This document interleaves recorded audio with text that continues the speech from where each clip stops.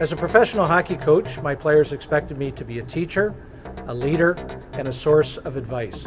My clients expect the same qualities to help them achieve financial success. Let me help you.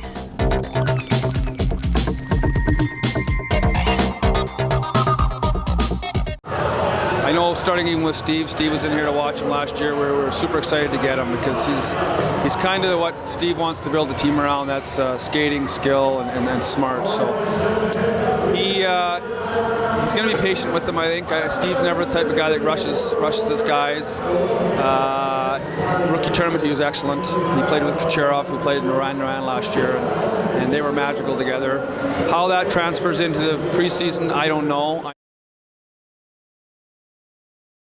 Kucherov for sure, and guys like a guy like Richard Panik and a young kid named Palat who played in Drummondville a couple years ago, a first rounder a couple years ago, Brett Connolly, Vladimir Nemestikov. There's 4 or 5 or 6 forwards that are all 2 or 3 year pros that will be chomping on the bit to get a chance. And right now, none of those forwards have to go through waivers, so it does give us some flexibility.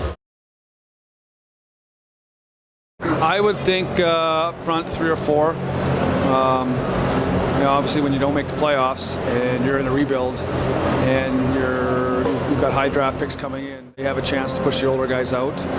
That sometimes takes some time because of the way contracts are structured. But I know going in, they felt they could have 3 or 4 young guys on the team, and I don't think that's changed. I think they'll be patient. I would think if Steve says, listen, there's just no room for him right now, we'll give him another week or 2 or a couple more games. But I don't think Steve's going to draw it out so that the kid doesn't know. Steve's a great communicator. I would think he's talking to them every day because Steve was like Joe a couple years ago. I mean, he was, 20 years ago, young and high draft pick. And Steve knows all the challenges that Joe's going to go through. I think they want to take a look at center. We need centermen. We've been wanting to draft centermen for a while, and defensemen. We keep drafting wingers and goalies. So when we drafted Joe, we asked him if he could play center. He said, yeah, he's played center before. So I think they just want to take a look at him at center. They want him to have the puck.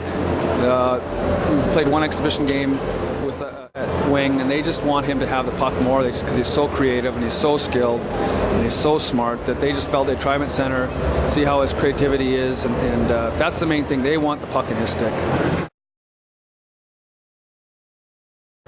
Good players want to play with good players. It's amazing. In the past when there's a guy that comes in that the older guys know is a good player, they usually go to the coach and say, "Listen, I'll take him under my wing." Just like that a couple years ago with Stammer and Marty. Like they good players.